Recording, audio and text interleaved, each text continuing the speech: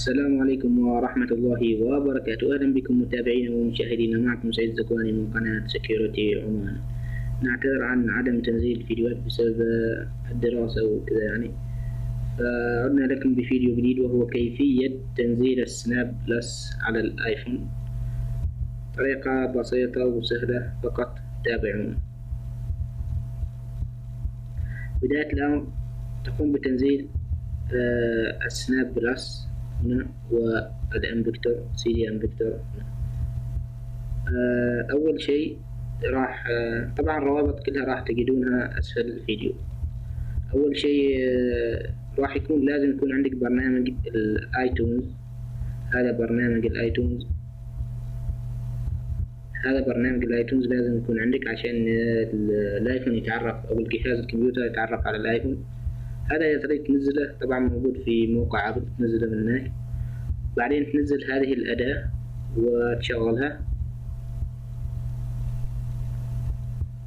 في بداية الأمر راح أحذف السناب بلس، أنا منزله لكن لا بحذفه عشان أنزله من أول مرة ثانية. هذا هو السناب بلس،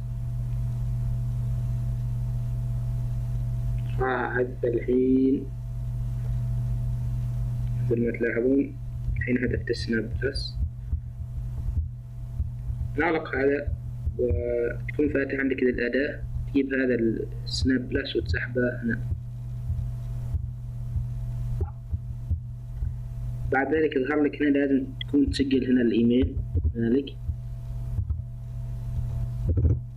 يكون أهم شيء يكون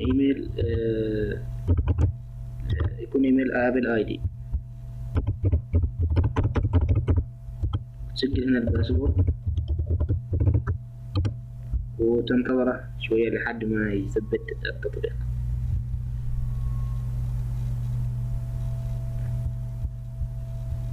طريقة سهلة وبسيطة، ما عليك إلا تتبع هذه الخطوات. هنا تقول له أوكي.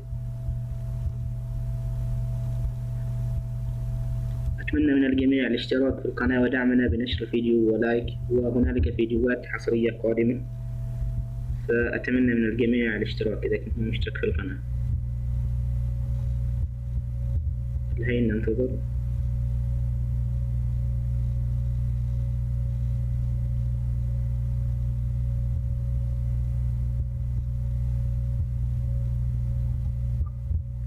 راح أشغل هذا.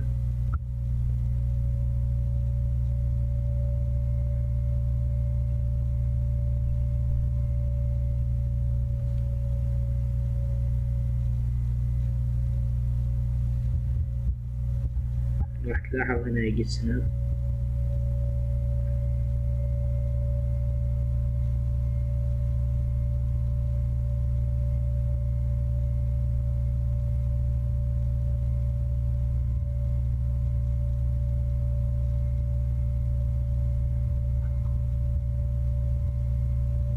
طبيعة الأمر هو يتأخر شوية، بس الحين شكله جاي.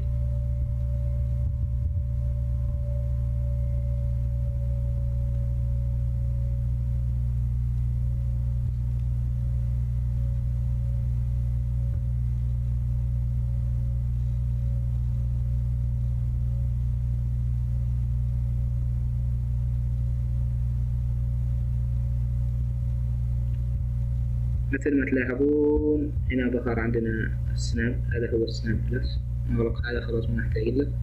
الحين تروح ترجع للتلفون الآيفون وتروح السيتنج، بعدين تروح الجنرال تمام، بعدين تنزل تحت وتروح بروفايلز هنا وتضغط هنا تحت على الإيميل وتسوي تراست اللي هو فوق. خلاص الحين أمور طيبة. الحين ترجع للسناب وتشغل عادي، بس لازم قبل كنت تمسح السناب الأصلي قبل أن تسوي هذه الخطوات. نسجل.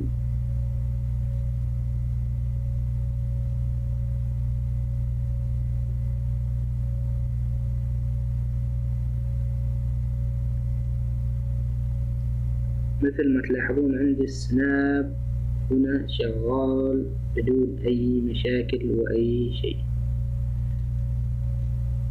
ف حتى الاشتراك خلص علي مو مشكلة.